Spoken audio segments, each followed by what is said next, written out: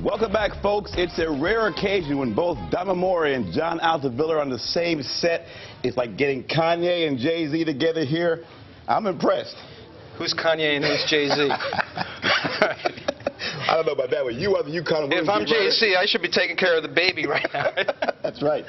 John Altavilla, Johnny A, UConn women, Amore, men's basketball beat writer. So, men's and women's basketball, my first question, who do you have in the Super Bowl? Who's going to go to, forget basketball right now, let's talk about the football. Who's going to the Super Bowl? Prediction. Well, I had the St. Louis Rams before the season. You're still on top of your game, huh? Former New York Giant beat writer, by the way, right? Yeah, the Giants are going to the Super Bowl, Stan, okay. In the NFC. And in the AFC, that's the Patriots. Why don't we just do it again? Giants and the Patriots? You like that, Amore? Real quick. Well, I'm also a former Giants beat writer, but I'll be the bad guy and say Packers-Patriots. Okay, all right. Let's segue that a little basketball. That's why you guys are here. So listen, both teams lose major stars, right? The women, Maya Moore, the men, Kemba Walker. So what has it been like so far? It's early adjusting to the loss of those major stars. Johnny A. Well, yeah, because my team's higher rated than yours, so I should start. For now, right? Yeah. It's been a trip.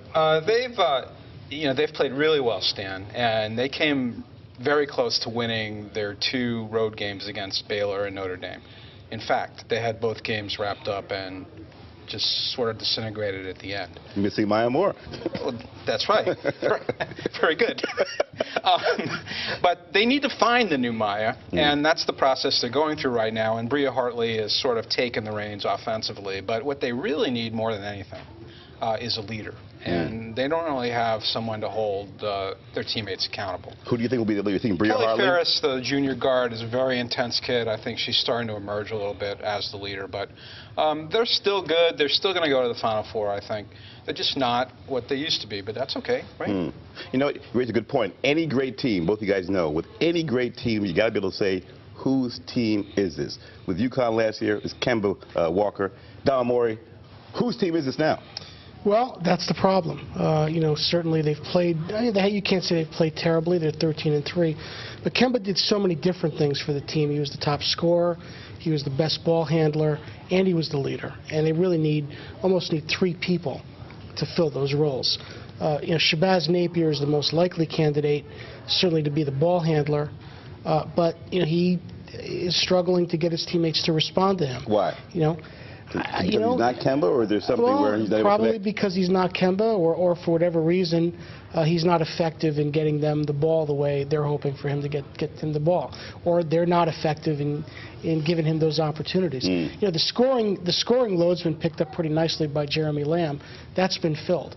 But in terms of the leadership, the ball handling, that's where they're struggling right now. Yeah, interesting. Now, the guy I like here, this young man, Ryan Boatwright, I'm going to predict that at some point it's going to be his team pretty soon. Your thoughts on that? Am I off base on that, Dom? Well, a couple of weeks ago I would have said yes, but I think in Big East play, he's not quite ready. I think he could be that guy, but it might be asking too much for it to happen this year.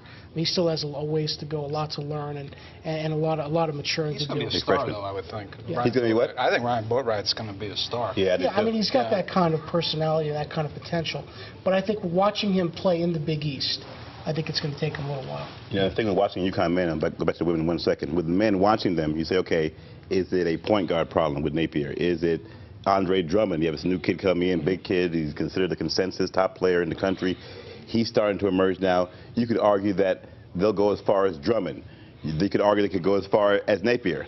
They could go as far as Boatwright. And then we're also leaving out Alex Oriaki, who's been missing in action. They could go as far as him. What's going on with Alex Oriaki? Why has he been MIA? Well, I think most of it is just simply the fact that with Drummond there, he doesn't really know what his spot is. He doesn't know what his role is. He doesn't know where his space on the floor is. He's still trying to figure that out. It's really a new position. And that's the thing. When you take Kemba out and put Andre Drummond in, now the other 3 guys really have to find new places, new spots, new places to be effective and score. And they're all looking for that. And the coaches are looking to see who could do what and where. I think we're still seeing a lot of in and out, a lot of guys starting, not starting, playing 15, 20 minutes one day, 3 minutes the next.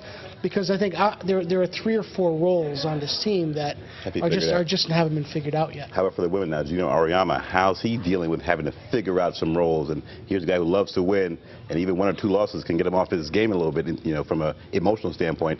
How's he coping with this adjustment? That's been the big thing.